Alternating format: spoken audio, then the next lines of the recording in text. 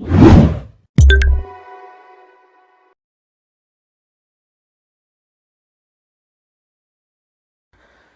बच्चों, नमस्कार। स्वागत है आपका हमारे यूट्यूब चैनल पे। बच्चों, जो आज की क्लास होने वाली है वो 6th क्लास के चैप्टर सेकंड यानी कंपोनेंट्स ऑफ फूड के पार्ट थर्ड के ऊपर होने वाली है। बच्चों, आज की क्लास में हम बैलेंस डाइट के बारे में स्टडी करेंगे, ठीक है ना। और बैलेंस डाइट क्या क्या होती है, एक बैलेंस डाइट कौन कौन से उसके अंदर वाइटल या मेजर न्यूट्रिएंट्स होते हैं, ठीक है। फिर इसके बाद में हम ये भी पढ़ेंगे कि हम कौन से मतलब ज़्यादा एक्सपेंसिव फूड मटेरियल ना खरीद के भी हम मतलब थोड़े दूसरे आइटमों का यूज़ करके यानी दूसरी वेजिटेबल्स और दूसरी चीज़ों अवेलेबल जो हमारे पास में होती है उनसे भी बैलेंस डाइट ऑब्टेन कर सकते हैं।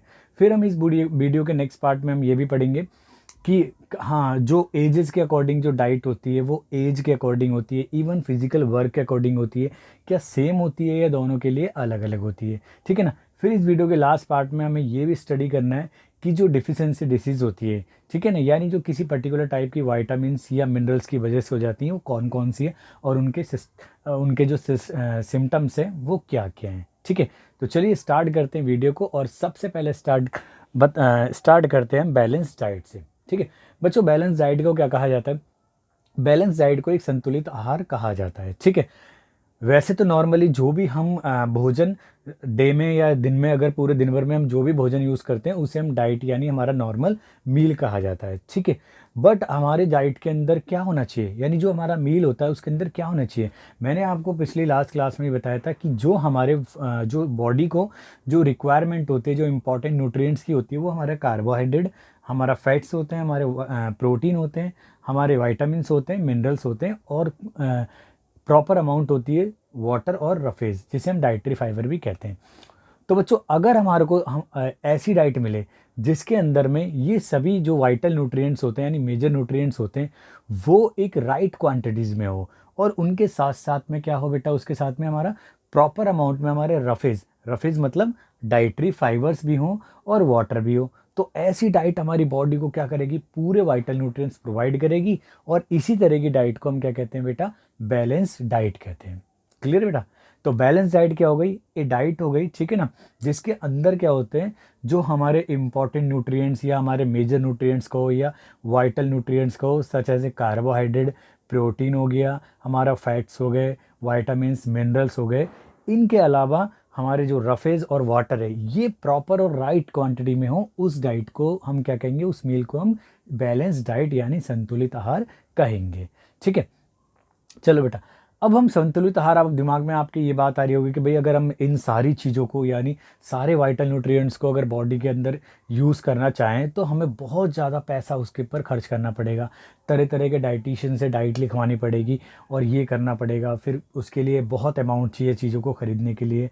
लेकिन मैं आपको बता दूं ऐसा कुछ नहीं है, ठीक है। हम क्या कर सकते हैं, बिना एक्सपेंसिव फूड मटेरियल को बाय करे भी हम जो हमारे पास में अवेलेबल चीज़ें उनका भी यूज़ करके हम क्या कर सकते हैं, अपने शरीर की ज़रूरतों को पूरा कर सकते हैं, ठीक है। हम अपने डाइट में प्रॉपर अमाउंट में पल्सेज यूज़ कर सकते हैं, ठीक है, सत्तू का यूज़ कर सकते हैं, बनानाज यूज़ कर सकते हैं, स्पिनच यानी पालक का यूज़ कर सकते हैं। हम एक ऐसा कॉम्बिनेशन यूज़ कर सकते हैं फ्लोर का, जैसे कि मिस्सी रोटी में यूज़ होता है, कई तरह के सीरियल्स होते हैं उसके अंदर यूज़ होते हैं। आपको पता है गुजराती एक डाइट भी होती है हमारी, थेपला। थेपला भी कई तरह के सीरियल से और हमारे पल्सेज यानी दालों के मिक्सचर से बनता है। तो ऐसा थेपला भी हमारी बॉडी को काफ़ी न्यूट्रिएंट्स देगा। और जो सबसे पॉपुलर, जो काफ़ी लोगों को भी मतलब उनका मतलब फेवरेट होगा, ठीक है ना, मील के अंदर, वो मेरा भी है, ठीक है।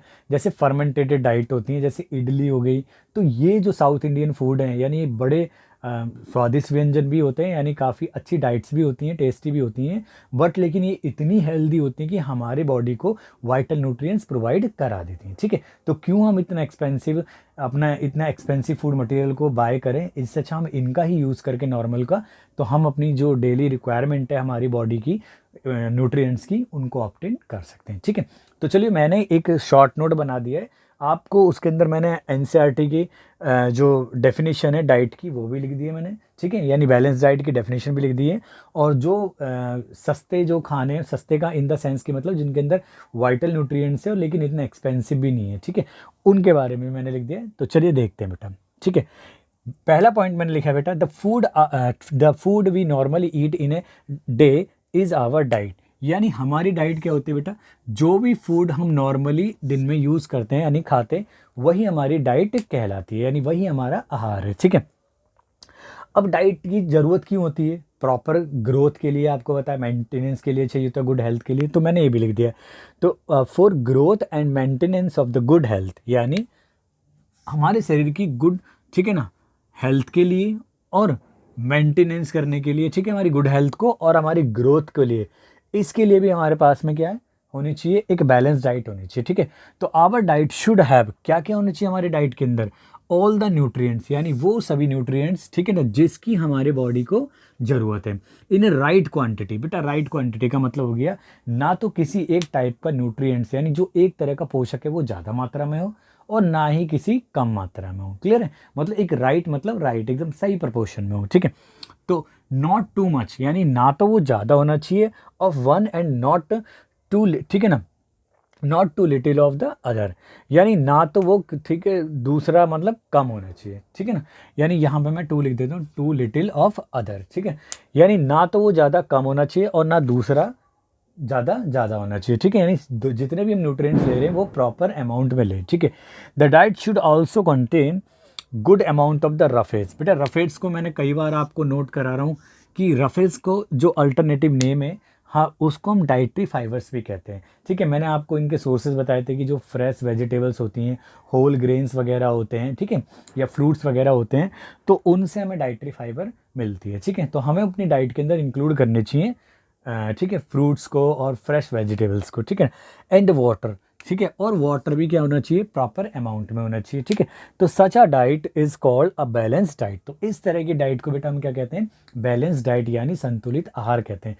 तो मैंने इसकी एक फॉर्मल डेफिनेशन बना दी है बेटा, लिख दी है, a diet which provide all the nutrients that our body needs. ठीक है, यानी वो सभी न्यूट्रिएंट्स जिसकी हमारी बॉडी को ज़रूरत होती है, इन अ राइट क्वांटिटी, और एक प्रॉपर क्वांटिटी में, अलॉन्ग विथ एडिक्वेट, ठीक है ना, एडिक्वेट मतलब बेटा उचित, ठीक है ना, अमाउंट ऑफ रफेज यानी फाइबर, जो डाइटरी फाइबर होती है उसकी अमाउंट भी एक प्रॉपर होनी चाहिए, एंड वाटर, और ठीक है ना, वाटर भी क्या होना चाहिए, उचित मात्रा में होनी चाहिए। तो इस तरह का अगर डाइट का हमारे पास में कॉम्बिनेशन है, तो हम उस डाइट को क्या कहेंगे बेटा, संतुलित आहार यानी बैलेंस डाइट कहेंगे। ठीक है, तो उसे ही हम बैलेंस डाइट कहेंगे। ठीक है, अब मैंने देखो बेटा, अब है पल्सेस, ग्राउंडनट, सोयाबीन, ये हमारे कुछ ऐसे फूड आइटम्स हैं जो हमें बड़ी आसानी से अवेलेबल होते हैं और जो ज़्यादा एक्सपेंसिव भी नहीं है।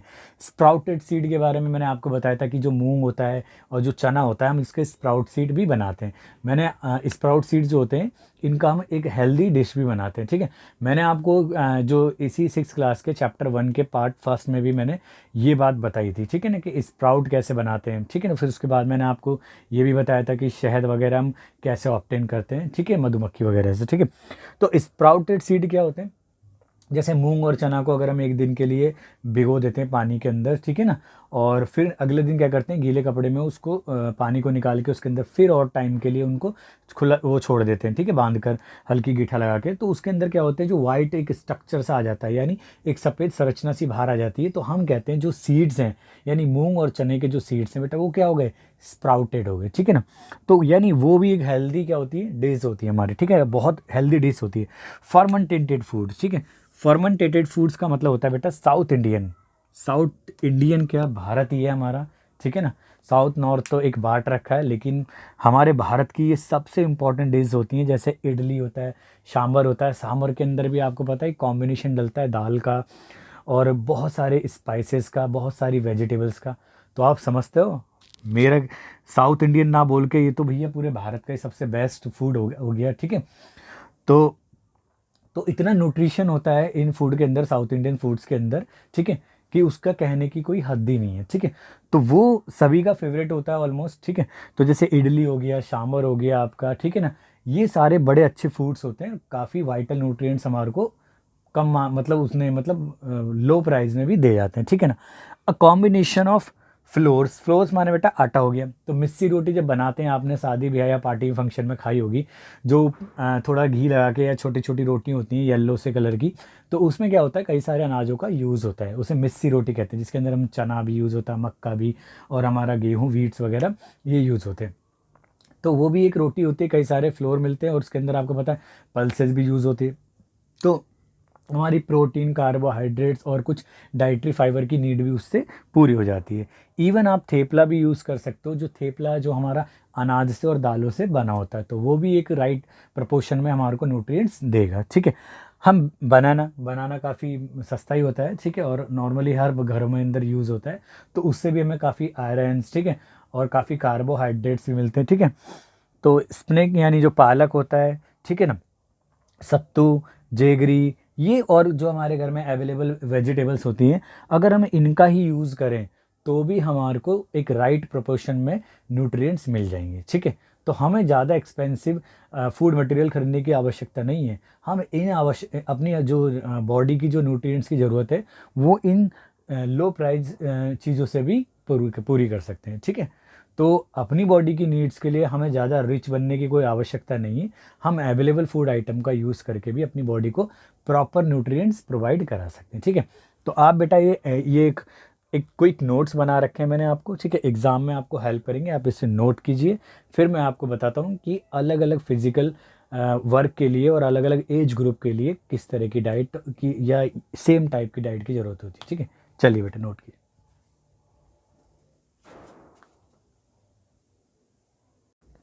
चलिए बेटा आपकी नेक्स्ट हेडिंग है डिफरेंट एज, ठीक है ना, डिफरेंट एजेस और डिफरेंट बैलेंस डाइट। ठीक है।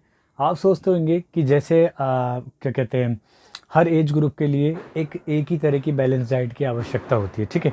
तो आपको आपके लिए ये जानना ज़रूरी है कि सभी के लिए एक जैसी डाइट की आवश्यकता होती है या नहीं होती है। ठीक है। तो मैं आपको इस बात को क्लियर बता देता हूँ कि हमें सभी एज ग्रुप के लिए या जो सभी एक तरह का फिजिकल वर्क करते हैं उनको एक तरह की डाइट की आवश्यकता नहीं होती। ठीक है। अगर हम एक रिक्शा चालक की बात करें, वो ज़्यादा फिजिकल वर्क करता है, तो एक नॉर्मल जो ऑफिस में बैठने वाले व्यक्ति हैं उसकी और दोनों की डाइट के अंदर डिफरेंस होगा। ठीक है। यानी हमें जो ज़्यादा एनर्जी वाली डाइट या फैट या कार्बोहाइड्रेट वाली डाइट है वो रिक्शे वाले को यूज़ होगी। ठीक है। सिमिलरली अगर हम एक बच्चे की बात करें और एक वयस्क यानी एक एडल्ट की बात करें तो भी उनकी डाइट के अंदर डिफरेंस होता है। इवन सीनियर सिटीजन्स होते हैं उनकी डाइट में, और जो हमारे यंगर्स होते हैं उनकी डाइट के बीच में भी बहुत ज़्यादा डिफरेंस होता है। तो बेसिकली जो डाइट है वो डिपेंड करती है किसके ऊपर बेटा, वो डिपेंड करती है एक तो हमारा फिजिकल वर्क, यानी हम जो फिजिकल वर्क करते हैं वो किस तरह का करते हैं। ठीक है। दूसरा हमारा एज ग्रुप। ठीक है। अलग अलग एज ग्रुप के लिए अलग अलग डाइट की आवश्यकता होती है। ठीक है। और राइट अमाउंट में भी, राइट अमाउंट में तो सबके लिए चाहिए लेकिन उसकी क्वांटिटी डिफरेंट डिफरेंट की ज़रूरत होती है। ठीक है। अब जो सबसे इम्पॉर्टेंट जो बात मैं तुम्हारे को बताने जा रहा हूँ वो नॉर्मली घर में यूज़ होती है और कहीं ना कहीं हम मिस्टेक कर रहे होते हैं। ठीक है ना, हम कहीं ना कहीं मिस्टेक जरूर कर रहे होते हैं इन चीज़ों के अंदर। ठीक है। यानी जैसे आपने सुना होगा एक टर्म लॉस ऑफ न्यूट्रिएंट्स। ठीक है। यानी लॉस ऑफ न्यूट्रिएंट्स हमारा 3 तरीके से होता है बेटा। एक तो होता है हमारा वॉशिंग, यानी हम चीज़ों को यानी सब्जी वगैरह फल या अनाजों को धोने से। दूसरा होता है कुकिंग से, जी हाँ आप सही सुन रहे हो, कुकिंग से भी न्यूट्रिएंट्स का लॉस होता है। इवन जो थर्ड है वो पेलिंग यानी छीलने से भी हमारे वाइटल न्यूट्रिएंट्स का लॉस होता है। अब ये कैसे होता है, इसका मतलब आप सोच रहे हो कि मैं आपको डरा हूँ कि खाना ना खाया जाए, बिल्कुल हम साबुत चीज़ें खाएं, नहीं ऐसा कुछ नहीं है। ठीक है। लेकिन ये इन्फॉर्मेशन के लिए आपको पता होना चाहिए। ठीक है।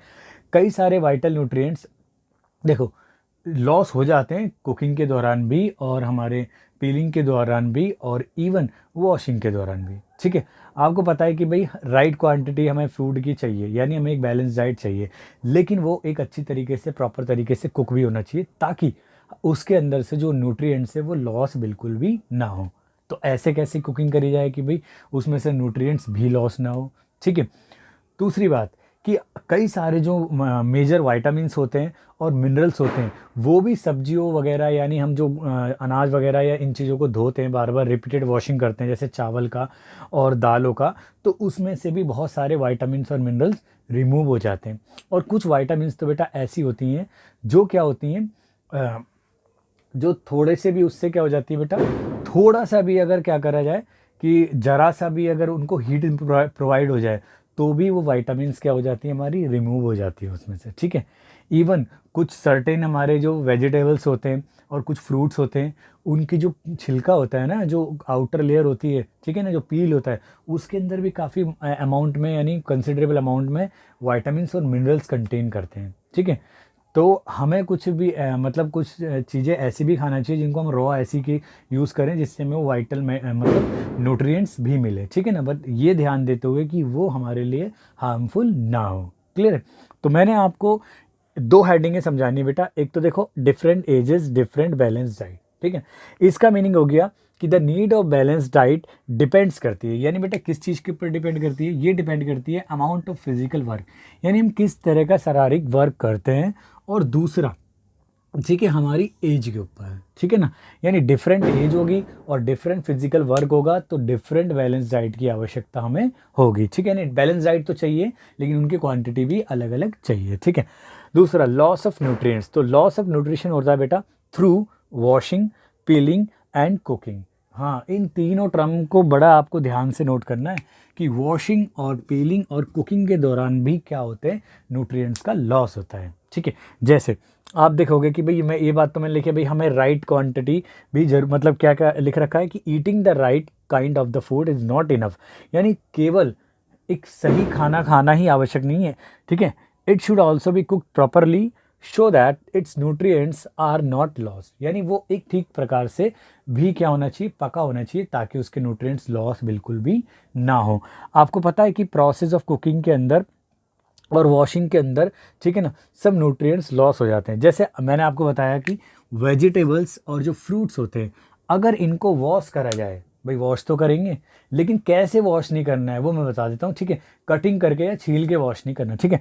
तो यही बात लिखी है इसके अंदर, if the vegetable and the fruits are washed, ठीक है ना, आफ्टर कटिंग, यानी कटिंग या पीलिंग के बाद में अगर उनको धोया जाता है तो इससे क्या होता है, कई सारे वाइटामिन क्या हो जाते हैं बेटा, लॉस हो जाता है उसमें से, ठीक है। तो क्या हम ऐसा काम करेंगे? बिल्कुल नहीं करना, कदापि नहीं करना आपको ऐसा, ठीक है। ना तो सब्जियों को धोने के मतलब काटने के बाद धोना, और ना ही फ्रूट को काटने के बाद धोना है, ठीक है ना। आप उससे पहले ही आप उसको वॉश कर सकते हो। क्लियर है? दूसरा, the skin of many vegetables and the fruit, कई सारी जो सब्जियां होती हैं और जो फल फ्रूट होते हैं उनके अंदर वाइटामिन्स और मिनरल्स होते हैं उनकी स्किन के ऊपर, ठीक है। और ठीक है, ये भी आपको एक बात नोट करनी है। और the repeated washing of the rice, यानी जैसे आप चावल को और दालों को बार बार धोते हैं तो उसमें से भी बेटा कई सारे वाइटामिन्स और मिनरल्स रिमूव हो जाते हैं, तो हमें इसको अवॉइड करना चाहिए, ठीक है। दूसरा, ठीक है कि हमें ये बात पता है कि भाई कुकिंग क्या होता है, कुकिंग का बेसिकली फंडा क्या होता है बेटा, कुकिंग हम इसलिए करते हैं कि जो फूड है वो हमें टेस्टी लगे और इवन दूसरा वो डाइजेस्ट होने में भी आसानी करे, ठीक है। इसलिए हम उनको क्या करते हैं, कुकिंग करते हैं, ठीक है ना। लेकिन सेम टाइम अगर कुकिंग के दौरान क्या होता है बेटा, कई सारे न्यूट्रिएंट्स भी लॉस हो जाते हैं, ठीक है। जैसे आप देखोगे कि मैनी प्रोटीन्स होते हैं, यानी कई सारे आपको फूड में पता है प्रोटीन होते हैं ये, और कई सारे मिनरल्स होते हैं। तो अगर हम क्या करें, मान लो आप इस तरीके से उनको पका रहे हो, यानी उसके अंदर काफ़ी ज़्यादा आपने पानी डाला है और उस पानी को मतलब फूड को पकने के बाद में आपने पानी को फेंक दिया, तो उस पानी के अंदर काफ़ी सारे न्यूट्रिएंट्स चले जाते हैं, ठीक है। जैसे मैं बता दूं, नॉर्मली कई सारे घरों के अंदर ऐसा होता है, कई लोग क्या करते हैं बेटा, चावल यानी जो चावल है उसको पसा के कहते हैं अपनी मतलब लोकल लैंग्वेज में, पसा के खाते हैं, यानी उनका मतलब है कुक कर लेते हैं पहले चावल को, यानी जो राइस होता है उसको अच्छी तरीके से कुक कर लेते हैं, फिर उसके बाद में क्या करते हैं वो उसका जो एक्सेस वाटर होता है उसको फेंक देते हैं। अब एक्सेस वाटर को जो फेंक देंगे तो उसके अंदर काफ़ी सारे वाइटामिन्स और मिनरल्स या काफ़ी प्रोटीन्स भी चले जाते हैं, ठीक है, तो वो लॉस हो जाएंगे। तो हमें क्या करना है बेटा, इस चीज़ से बिल्कुल बचना है, ठीक है। हमें क्या करना है बेटा, इस चीज़ से बिल्कुल हमें बचना है कि हमें ऐसा नहीं करना है, ठीक है। और बता दूं, कई सारे ऐसे एग्जाम्पल्स होते हैं जो घरों में यूज़ होते हैं, ठीक है। आपने जो चना होता है, ठीक है, जो काले चने होते हैं उनको भी कई बार उबालने के बाद में लोग उसके वाटर को भी फेंक देते हैं, ठीक है, जबकि उसके अंदर काफ़ी सारे आयरन्स की अमाउंट होती है, मिनरल्स होते हैं, वाइटामिन्स भी होती हैं उसके अंदर, तो वो भी लॉस हो जाते हैं। इवन कई सारी ऐसी वेजिटेबल्स हैं जिनके उनको क्या करते हैं, कुकिंग करने के बाद में उससे एक्सेस वाटर को थ्रो कर देते हैं, बट ऐसा नहीं करना हमें, ठीक है। एक तो राइट क्वांटिटी लो वाटर की ताकि उसी में वो कुक हो जाए, ठीक है। और अगर ऐसा बचता है, जैसे आपको मैंने बताया था कि क्या कहते हैं, जो हमारा चने होते हैं उसके चावल जो पकाने के बाद में जो पानी बचता है, आप उसको थोड़ी अमाउंट में उसको टेस्टी बना के, जैसे उसके अंदर ब्लैक पेपर या जीरा मसाला पाउडर डाल के उसको यूज़ कर सकते हो अपनी डाइट के लिए, वो भी काफ़ी न्यूट्रिएंट्स होती है, ठीक है। बट इसके लिए कंडीशन ये है कि आप पहले उस चने जो होते हैं जब उसको बॉईल करने जाओ उसको अच्छी तरीके से पहले से ही धो लें, ठीक है। कहीं ऐसा ना हो आपके जो ना धोएं उसकी वजह से और काफ़ी सारे क्या हो उसके अंदर इम्प्योरिटीज़ इन्वॉल्व हो जाए, तो वो आपके लिए हार्मफुल हो सकती है, ठीक है। चलिए, ठीक है। मैंने ये बात भी लिख दी है बेटा कि वाइटामिन जो होती हैं गेट ईजिली डिस्ट्रॉयड, ठीक है ना, बाय हीट, ठीक है ना, ड्यूरिंग कुकिंग। यानी ज़रा सा हीट करने से भी कई सारी वाइटामिन का लॉस हो जाता है। अब आपके दिमाग में आ रही होगी सर तो भाई डरा रहे हैं कि भाई ना तो हमें खाने को धो के खाना चाहिए और ना उसमें से पानी निकालना चाहिए, नहीं ऐसा नहीं करना चाहिए, ठीक है। मेरा कहने का मतलब बेटा ऐसा नहीं है, ठीक है। और ये आप सोच रहे हो कि भाई सब चीज़ तो लॉस हो जाता है तो फिर हमें क्या खाना छोड़ना चाहिए, ऐसा भी नहीं है, ठीक है। मेरा कहने का मतलब है कुक होना चाहिए प्रॉपरली इस तरीके से कि उसके न्यूट्रिएंट्स लॉस ना हो, ठीक है ना। और हमें क्या करना चाहिए, अगर हमें पता है कि भाई छीलने में या धोने में कई सारे न्यूट्रिएंट्स लॉस हो रहे हैं तो हम क्या कर सकते हैं बेटा, कई सारी हमारी वेजिटेबल्स हो गई और जो फ्रूट्स हो गए, हमें रॉ वेजिटेबल्स का भी यूज़ करना चाहिए। रॉ वेजिटेबल का मतलब ऐसा नहीं कि आप कच्चा बैगन खा जाएं, कच्चे आलू खा जाएं।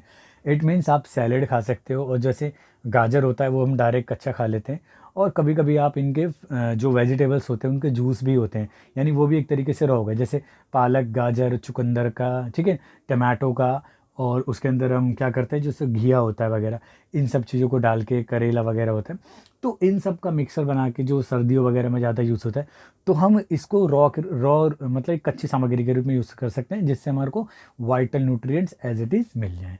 क्लियर है? तो आई होप आपको कॉन्सेप्ट समझ में आया होगा। अब मैंने ये नोट्स जो बनाए इसको आप नोट करो ताकि आपको ये हेल्प करें, ठीक है। सिंपल है बेटा, दो ही हेडिंग है, different ages different balance diet, ठीक है, और दूसरा है कि लॉस ऑफ न्यूट्रिएंट्स कैसे होता है और फिर उसके लिए हम क्या कर सकते हैं, ठीक है। तो नोट कीजिए।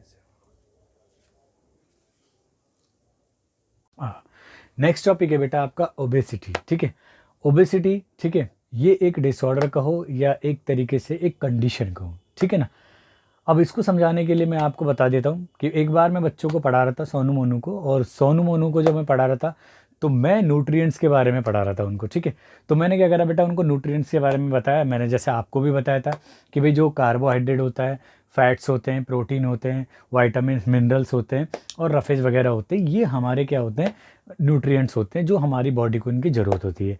तब मैंने आपको याद होगा कि आपको भी कि भाई जो कार्बोहाइड्रेट होता है वो जितनी अमाउंट ऑफ एनर्जी देता है उतनी अमाउंट में अगर हम उतनी ही अगर अमाउंट अगर हम फैट्स की लें तो उसकी कंपेयर में हमें ज़्यादा एनर्जी मिलती है। तो वही सोनू और मोनू का अपना वही क्वेश्चन कि सर जब हम क्या कहते हैं कार्बोहाइड्रेट से ज़्यादा फैट्स में एनर्जी ऑप्टेन करते हैं तो क्यों ना हमें फ़ैट वाली चीज़ें खानी चाहिए, क्यों ना हमारे को रस मलाई खाना चाहिए, क्यों हमको स्वीट्स खाने नहीं चाहिए, ठीक है।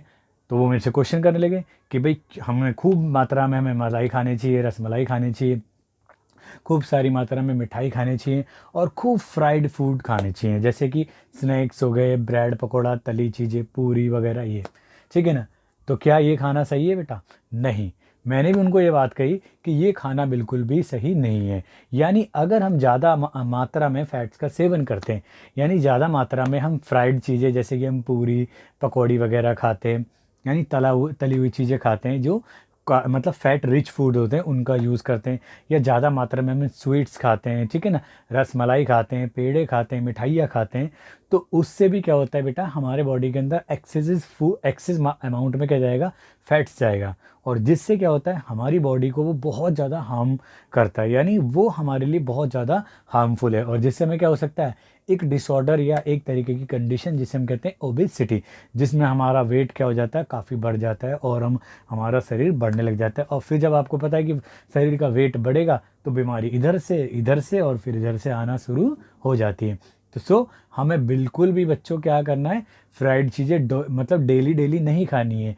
कभी कभार तो हम यूज़ कर सकते हैं, बट अगर हम डेली अपनी डाइट के अंदर फैट रिच फूड्स को लेंगे तो उससे हम क्या हो सकते हैं, एक स्पेशल कंडीशन यानी एक डिसऑर्डर या एक बीमारी का हो, ओबेसिटी से पीड़ित हो सकते हैं, ठीक है। तो चलिए इसके लिए मैंने एक शॉर्ट नोट लिख दिया है। यू विल थिंक दैट, ठीक है ना, fats would be the best food to eat all the time, as a bowl of the fat will give much more energy than a bowl यानी कटोरी of carbohydrate rich foods, ठीक है, isn't it. यानी ये कहना चाह रहे हैं भाई साहब कि अगर हम कि अगर ऐसा फूड खाएं जिसके अंदर क्या हो कि फैट्स की मात्रा ज़्यादा हो, तो वो हमारे लिए डेली खाना अच्छा होगा? बिल्कुल नहीं। ठीक है, तो eating nothing but food rich in fats, जैसे कि फ्राइड फूड, लेकिन कुछ भी ना खाना, केवल यही खाना, तली चीज़ें जैसे कि समोसा खाना, पूड़ी खाना। भैया समोसे वाले की दुकान से मेरे कोई एलर्जी नहीं है, कहीं वो मेरे पे वो लगाएं इस चीज़ का, लेकिन टू मच समोसा भी नुकसान है। ठीक है, समोसे एंड पूरी यानी जैसे स्नैक्स हो गई, मलाई, रबड़ी और पेड़ाई, ऐसी स्वीट्स को डेली खाना क्या हो सकता है, it can be very harmful हो सकती है। ठीक है, harmful for our health to eat too much of the fat rich foods, यानी ज़्यादा फैट रिच फूड खाना भी हमारे स्वास्थ्य के लिए हानिकारक हो सकती है। और उसका एंड रिजल्ट क्या होगा बेटा, हम एक कंडीशन से सफ़र हो जाएंगे जिसे हम क्या कहते हैं, ओबेसिटी कहते हैं। ठीक है, यानी थस द ओबेसिटी में cause by eating too much fat rich foods. ठीक है, यानी ज़्यादा अगर हम फैट रिच फूड्स को खाएंगे तो हम एक कंडीशन का शिकार हो जाएंगे जिसका नाम है ओबेसिटी। ठीक है, तो आप भी अवॉइड करोगे फिर। ठीक है, तो आप समझ गए होंगे, तो आपको भी अवॉइड करना है अपनी डाइट के अंदर, डेली फ्राइड फूड का सेवन नहीं करना है। ठीक है, और अपनी फैमिली में अदर मेंबर्स को भी ये समझाना है। ठीक है, कि इसके क्या क्या हार्मफुल इफेक्ट हो सकते हैं। ठीक है, तो नोट कीजिए आप इसको, इतने में नेक्स्ट टॉपिक आपको समझाता हूँ। ठीक है बेटा, आपकी नेक्स्ट हेडिंग है डिफिशियंसी डिसीजेस। ठीक है, डिफिशियंसी डिसीजेस का मतलब क्या होता है बेटा, अभावजन्य रोग होता है। ठीक है, ये बेटा इस चैप्टर का सबसे मोस्ट इंपॉर्टेंट टॉपिक है। इवन इससे क्वेश्चन हर आप हाइगर क्लासेस में या फिर आप किसी गवर्नमेंट जॉब के एग्जाम में अपीयर होने जा रहे हो तो इस टॉपिक से क्वेश्चन बहुत ज़्यादा आते हैं। ठीक है, तो डिफिशियंसी ऑफ डिसीज़ क्या आते हैं, चलिए इसके बारे में स्टडी करते हैं। बेटा हो सकता है कि अगर आपको पर्टिकुलर टाइप ऑफ फूड, मतलब एक सफिशिएंट अमाउंट में फूड मिलता हो। ठीक है, अगर हमारे को अपनी डाइट के अंदर सफिशिएंट अमाउंट ऑफ फूड मिलती है, ठीक है, ये हो सकता है, पर उसमें ये भी तो हो सकता है कि कोई सर्टेन टाइप का जो न्यूट्रिएंट्स है उसकी कमी हो। ठीक है, अगर वो सर्टेन टाइप का जो न्यूट्रिएंट्स है, अगर वो हमारी बॉडी के अंदर बेटा लॉन्ग पीरियड टाइम तक वो मिस रहा, यानी वो डेफिशिएंट रहा, तो उससे रिलेटेड हमारे को डिसीज या हमें एक डिसऑर्डर हो सकता है। ठीक है, तो ऐसे रोग जो हमें किसी पर्टिकुलर न्यूट्रिएंट्स के एक लॉन्ग पीरियड टाइम तक मतलब डिफिशियंस होने की वजह से होती हैं, तो ऐसी डिसीजेस को हम क्या कहते हैं बेटा, या ऐसे डिसऑर्डर को हम क्या कहते हैं, डेफिशिएंसी डिसीजेस कहते हैं। ठीक है, अगर आप देखो, अगर मैं आपको बता दूं कि जैसे अगर मान लो कोई व्यक्ति है, ठीक है, वो प्रॉपर अमाउंट में तो फूड ले रहा है, लेकिन उसकी जो डाइट है उसके अंदर प्रोटीन नाम का जो न्यूट्रिएंट्स है वो डे बाय डे लैक होता जा रहा है, यानी एक लॉन्ग पीरियड तक उसके शरीर के अंदर प्रोटीन की मात्रा कम हो सकती है। तो उससे क्या इम्पैक्ट पड़ेगा उसकी बॉडी के ऊपर, उससे उसकी बॉडी पे इम्पैक्ट क्या पड़ेगा, हो सकता है उसकी जो स्टंट, ठीक है ना, ग्रोथ है वो स्टंट हो जाए। ठीक है ना, यानी स्टंटेड ग्रोथ का मतलब एक तरीके से ग्रोथ पूरी अवरुद्ध हो जाए। ठीक है ना, इवन उसके फेस पे स्वेलिंग हो सकती है। ठीक है, फेस पे स्वेलिंग हो सकती है, डिसकलरेशन ऑफ हेयर हो सकता है, यानी बालों के रंग का भी उड़ना हो सकता है। ठीक है ना, इवन सर्टेन स्किन डिसीज यानी त्वचा संबंधी रोग भी हो सकते हैं, डायरिया भी हो सकता है। तो अगर किसी व्यक्ति की डाइट में अगर लॉन्ग पीरियड टाइम तक प्रोटीन मिस होता है तो ये सारी बीमारियां उसे हो सकती है। अगर कई बार ऐसा हो जाता है कि अगर मान लो किसी व्यक्ति की डाइट के अंदर लॉन्ग पीरियड टाइम तक प्रोटीन और कार्बोहाइड्रेट दोनों मिस रहे, तो क्या होगा, तो इन दोनों की डिफिशियंसी से क्या होगा बेटा, उसकी जो बॉडी है, जो बॉडी स्ट्रक्चर है, तो लीन और थिन हो जाएगा, और उसकी बॉडी इतनी वीक हो सकती है इवन उसको मूव होने में भी दिक्कत हो। ठीक है, तो कई सारे न्यूट्रिएंट्स का अगर लॉन्ग पीरियड टाइम तक हमारी बॉडी के अंदर डिफिशियंसी रहती है तो उससे रिलेटेड हमारे को डिसीजेस या डिसऑर्डर होने की संभावना हो सकती है। ठीक है, इसी प्रकार से सर्टेन वाइटामिन्स होते हैं, मिनरल्स होते हैं, उनसे भी हमारी की उनकी भी डिफिशियंसी की वजह से भी या उनकी लैक की वजह से भी हमारी बॉडी के अंदर सर्टेन डिसीज या डिसऑर्डर हो सकते हैं। तो मैंने यहाँ पे एक चार्ट बना रखा है जो आपको बुकों में भी अवेलेबल हो जाएगा, वो इजी चार्ट है। आप उस टेबल को या चार्ट को ढंग से लर्न करें और उसमें रिलेटेड जो रोग है यानी डिसीज़ है या डिसऑर्डर है जो वाइटामिन्स और मिनरल्स की वजह से, इवन उनके नाम क्या हैं, ठीक है, और फिर उनके जो सिम्टम्स है यानी उनके लक्षण कैसे दिखते हैं वो भी मैंने इसके अंदर लिख दिया है नोट्स बना के। ठीक है, तो आइए उसको स्टडी करते हैं और फिर इसके बारे में जानते हैं। ठीक है, तो बेटा सबसे पहले डिफिशियंसी डिसीज का मीनिंग क्या होता है। The deficiency of one or more nutrients, यानी the deficiency of one or more nutrients over a long period of time. बेटा ये कंडीशन बहुत इंपॉर्टेंट है। ऐसा नहीं कहोगे सर आज ही मैंने प्रोटीन लिया तो हो सकता है मैं भी कमज़ोर हो जाऊँ, ऐसा नहीं। ये डाइट के अंदर न्यूट्रिएंट्स हमारे लॉन्ग पीरियड तक क्या होना चाहिए अगर डेफिशिएंट है। ठीक है, तो कॉजेज, ठीक है, डिसीज़ या डिसऑर्डर्स कॉज करते हैं, ठीक है, यानी उनकी वजह से हमारे को डिसीज़ या डिसऑर्डर हो सकते हैं, ठीक है। तो उन्हीं को हम क्या कहते हैं, डेफिशिएंसी डिसीजेस कहा जाता है। तो मैंने डेफिनेशन लिख दी है, the diseases that occur due to lack, lack माने बेटा एक तरीके से कमी, ठीक है ना, ऑफ न्यूट्रिएंट्स ओवर, ठीक है, a long period of time, ठीक है ना, a long period are called deficiency diseases, ठीक है, उन्हें ही हम क्या कहते हैं, डेफिशिएंसी डिसीज, यानी ऐसी बीमारियां जो हमें हमारी बॉडी के अंदर एक सर्टेन टाइप के न्यूट्रिएंट्स की लॉन्ग टर्म तक डेफिशिएंसी की होने की, कमी होने की वजह से होती हैं, उन्हें हम क्या कहते हैं, डेफिशिएंसी डिसीज़ कहते हैं। तो मैंने कुछ डिसीज़ के नाम लिख दिए बेटा। सम डिसीजेज या डिसऑर्डर का होने cause by the deficiency of vitamins, कुछ वाइटामिन्स और मिनरल्स की वजह से, यानी उनकी कमी की वजह से होने वाली जो डिसीज़ हैं उनका मैंने नाम लिख दिया, ठीक है। वाइटामिन ए के बारे में बात करें बेटा, वाइटामिन ए से बेटा लॉस ऑफ विजन हो जाता है, ठीक है, जैसे रतौंधी टाइप के रोग होते हैं, ठीक है। इससे क्या हो सकता है पुअर विजन हो, यानी दिखने में कम दिखता हो, धुंधला दिखता हो, या loss of vision in darkness, कभी कभी रात्रि में भी दिखना बंद हो जाता है, या कभी कभी ऐसा होता है बेटा कंप्लीट विजन लॉस हो जाता है, यानी उसका दिखना ही पूरी तरीके से चाहे डे हो या नाइट हो बंद हो जाता है, ठीक है।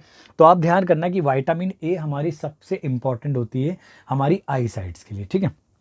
दूसरा विटामिन B1 के बारे में, मैंने आपको विटामिन्स की एक क्लास के बारे में, एक ग्रुप के बारे में बताया था जिसे विटामिन बी कॉम्प्लेक्स के नाम से भी जानते। तो उसमें विटामिन बी हमारे लिए किस लिए इंपॉर्टेंट होती है, अगर इसकी लैक रही हमारी बॉडी में तो बेटा उसकी डेफिशिएंसी से कौन सी जो डिसऑर्डर हो जाता है, बेरी का रोग हो जाता है, ठीक है। बेरी का एक बीमारी होती है और इसकी जो सिम्टम्स हैं वो क्या है बेटा, वीक मसल, यानी जो हमारी मसल्स होती हैं वो कमज़ोर हो जाती हैं, और very little energy to work, और हमारा शरीर थकावट में होता है और कार्य करने में हमारे को एनर्जी मतलब कमजोरी नज़र आती है कि हमारी बॉडी के अंदर एनर्जी नहीं है, अगर हमारे लॉन्ग पीरियड टाइम तक हमारी बॉडी में विटामिन B1 की लैक हो जाए, ठीक है। अब विटामिन सी के बारे में बात करें, विटामिन सी से स्कर्वी नाम का रोग होता है, ठीक है।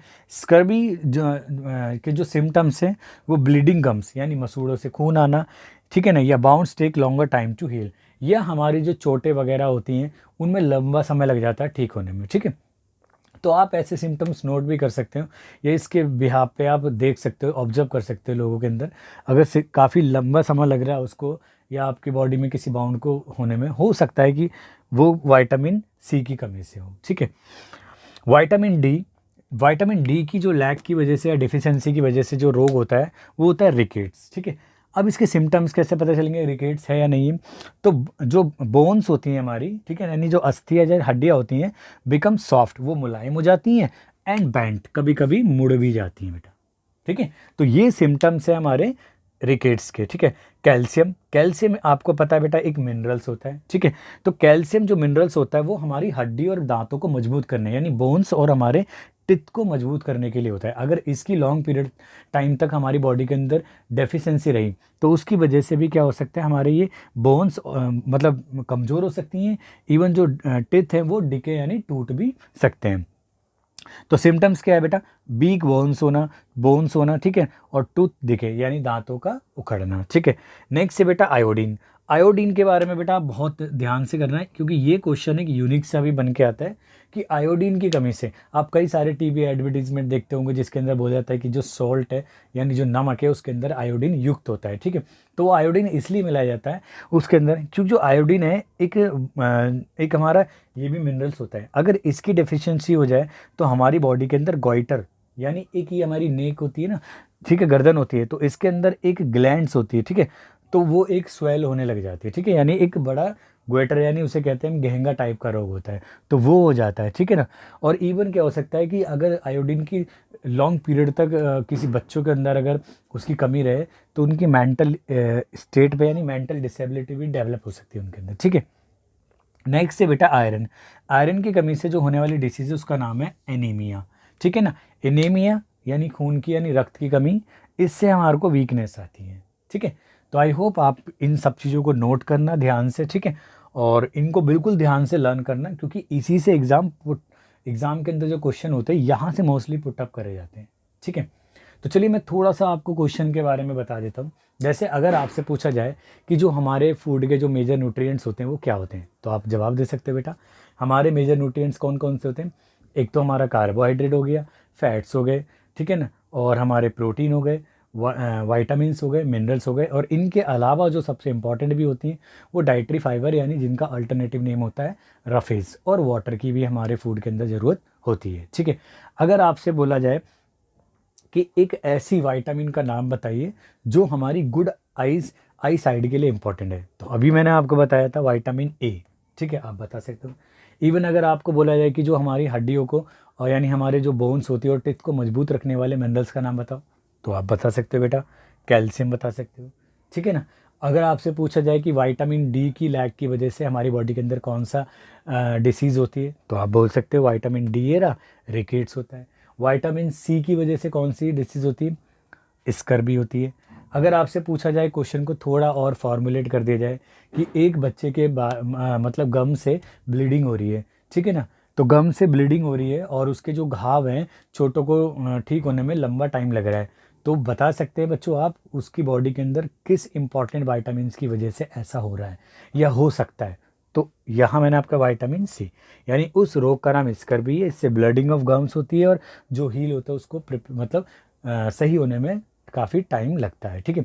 अच्छा बेटा, कुछ क्वेश्चन ऐसे भी पूछे जा सकते हैं आपसे कि कुछ ऐसे फूड के नाम बताओ जो फैट रिच होते हैं। तो फैट रिच फूड कौन कौन से होते हैं, मैंने बताया था आपको, सोयाबीन ऑयल ज़्यादा अधिकतर, मस्टर्ड ऑयल, सोयाबीन ऑयल, और हमारा सनफ्लावर ऑयल हो गया, और आपका जैसे तिल हो गए, ग्राउंड नट्स हो गए यानी मूंगफली वगैरह हो गए, तो ये हमारे अच्छे फैट्स के भी क्या होते हैं, सोर्सेज होते हैं हमारे। ठीक है, यानी इनके अंदर अच्छा फैट रिच फूड होते हैं हमारे। ठीक है, तो आई होप आपको आपका ये चैप्टर बिल्कुल समझ में आ गया होगा, और आज ये चैप्टर बिल्कुल आपका सेकंड चैप्टर फिनिश हो गया है। तो चलिए बेटा, आप इसको नोट करिए और नेक्स्ट मिलते हैं आपको नेक्स्ट चैप्टर के साथ में, नई वीडियो के साथ में। जब तक के लिए धन्यवाद and thank you for watching this video.